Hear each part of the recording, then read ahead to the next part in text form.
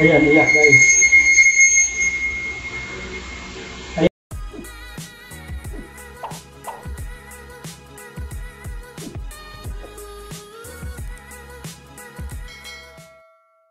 Hi to Anoto TV official.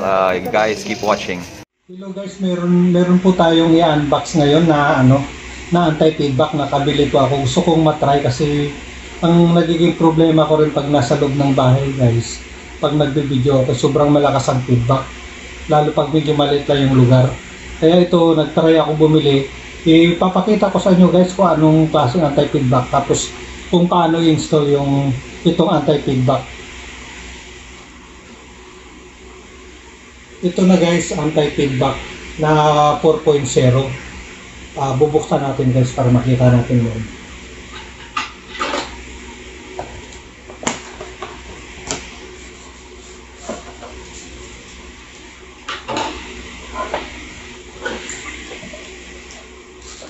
May kasama siyang power cord.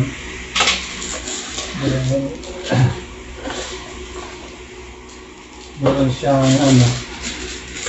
may manual.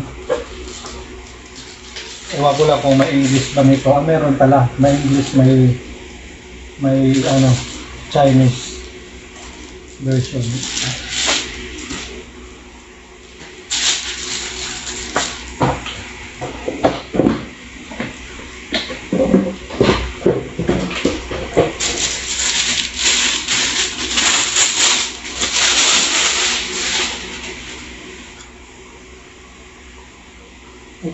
Ito na guys, DBX pala siya. DBX na 4.0 XTR yung model. Mukhang maganda, wala na siyang maraming pipindutin. Yung power na lang. Wala ka nang kakalikutin dito, wala ka na ipo-config. Kaya mukhang madali lang siya ikabit guys. Tapos titingnan din natin loob nito kung anong meron dito sa anti-feedback na to para makita din natin. Patungan natin guys para di magasgas yung amplifier pala natin. Mamaya papakita ko rin paano to install dito sa ating mixer. Buksan muna natin. Tuloy ko muna guys.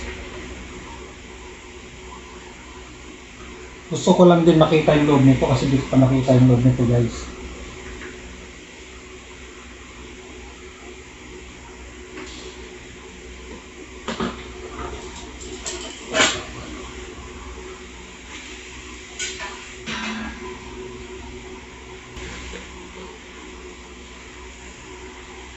Ang liit pala ng laman guys. Puro IC. Puro IC ang loob. Sana tatagal sa akin to guys.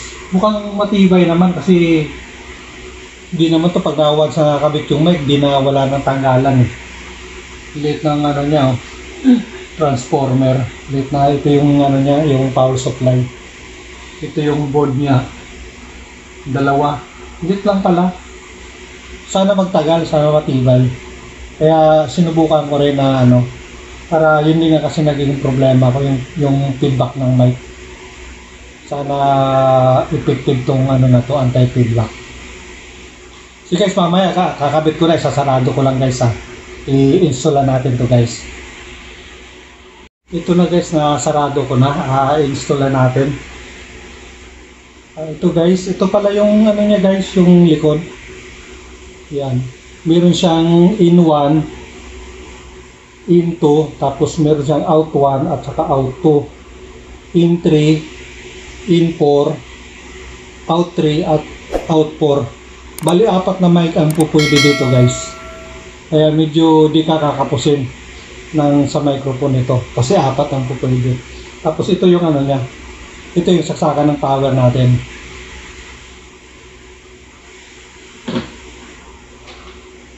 Ito yung guys, ito yung wire ng microphone natin. Itong male guys, kukonek natin dito sa in 1.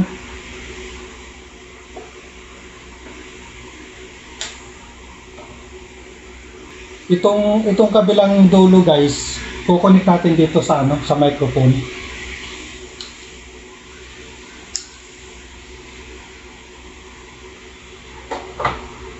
Tapos Kukuha tayo ng isang XLR guys. Isang XLR pa. Male female. Ito. Kukunik natin sa may ano guys, sa out 1. Kasi naka-intay sa in 1. Kailangan sa out 1 din. Kukunik natin ito guys. Papuntang ano. Itong kabilang dulo guys. Papuntang mixer sa mic 1. Dito guys, sa mic 1. Yan, kukunik natin dito guys. Lapit natin para kita. Ito may mic 1 tayo dito guys. Dito natin i-insert yan.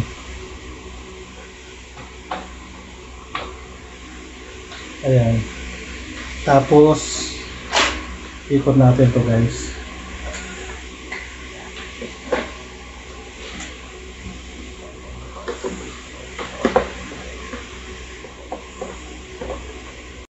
Ayan na guys, iuna natin to guys, yung anti-feedback natin. May power na din. Buvolume na natin tong yung sa mic 1 natin, sa mixer natin. Ito yung volume niya sa mic 1.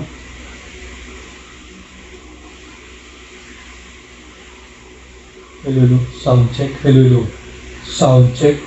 Sound, hello. Lagyan natin ng effects guys. Hello, sound check. Sound. Hello, sound check. Hello. Wala po siyang effects, no? Wala po siyang guys. Wala po siyang feedback.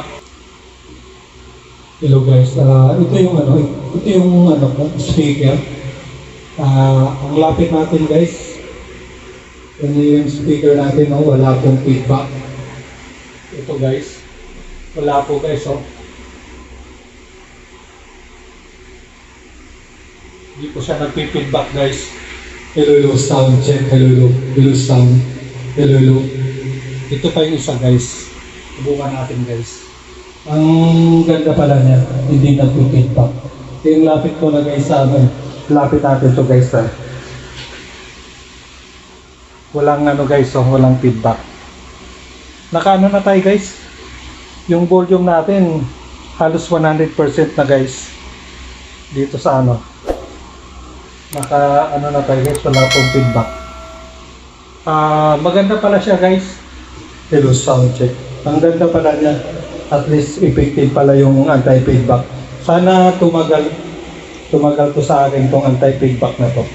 Susubukan natin, i-recta natin sa diretsong mixer. Wala na po tayong anti-feedback. Ito na guys, tinanggal ko na yung ng microphone natin guys.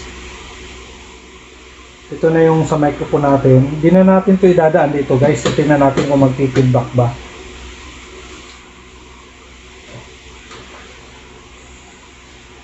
Ibaba ko muna tong volume guys. Yung volume ng mic. Tapos tanggalin ko to.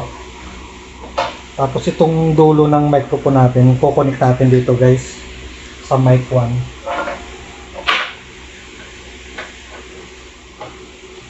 Ayan guys, nakakabit na guys. Nakarekta na guys, hindi nakakabit sa anti-feedback. Titingnan natin kung talagang totoo itong anti-feedback. Bubulyuman natin, dahan-dahan lang, baka mabigla. Hello. Sound check. Hello, sound. Hello, sound check. Sound check. Hello, mic testing. Check mic. Hello. Ayan guys, ang lakas. Nagulat ako. Yun talaga guys, ang volume ko guys halos nasa 50% pa. Pagka nilapit mo, nagpi-feedback na. Sobrang pala nito guys, effective.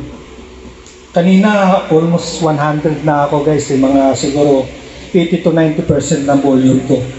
Samantala dito guys, nasa 50% pa lang, iyak na siya. Kaya ito, effective talaga sa lalo na nandito lang sa loob ng bahay. Pag nagbibideo ako, hindi kayo magkakaproblema.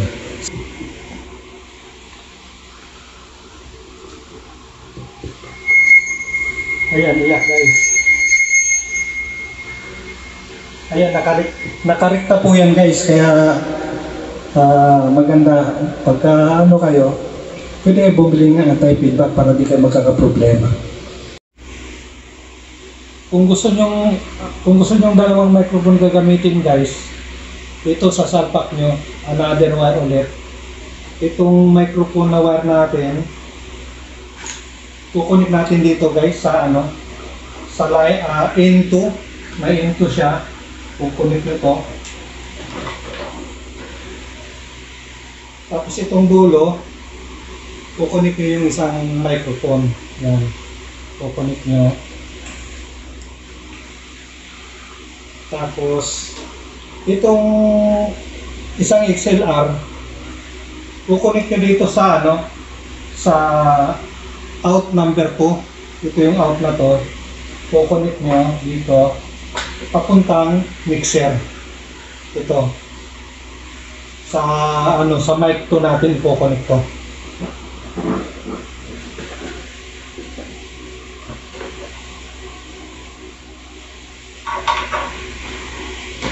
Ito guys, kukunik natin sa mic 2.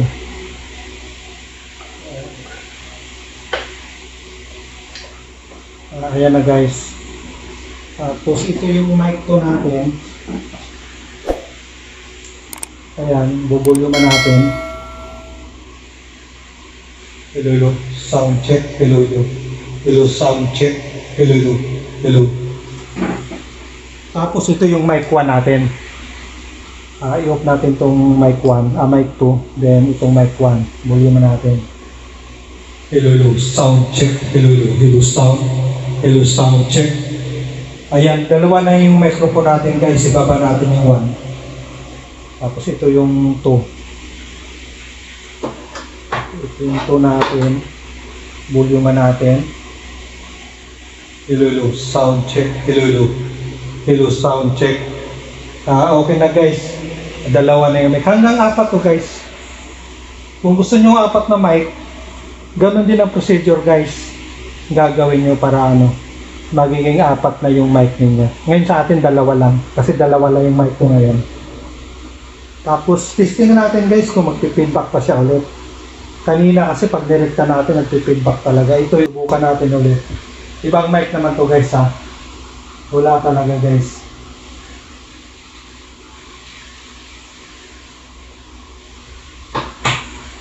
Ayun, wala talaga siyang feedback guys. Talagang effective yung anti-feedback na to.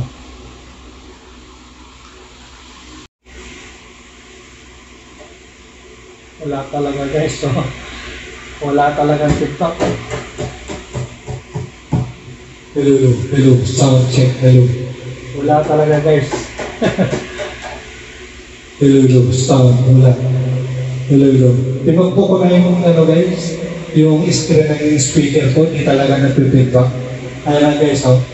Hello. Wala talaga guys, pinakpo ko na guys. Ang ganda pala nito. Kaya, bili na kayo. Mura lang. Medyo mura lang naman. Kung may budget kayo, mas maganda. Ito ang pinapriority ko kasi nagkakaproblema din ako sa mga feedback talaga. Lalo pag medyo maliit ang lugar sa loob ng bahay, yun ang magiging problema ninyo. Yung nagpi-feedback. Dito naman guys, maraming salamat sa panunood dito sa amin. Sa review ko dito sa anti-feedback natin.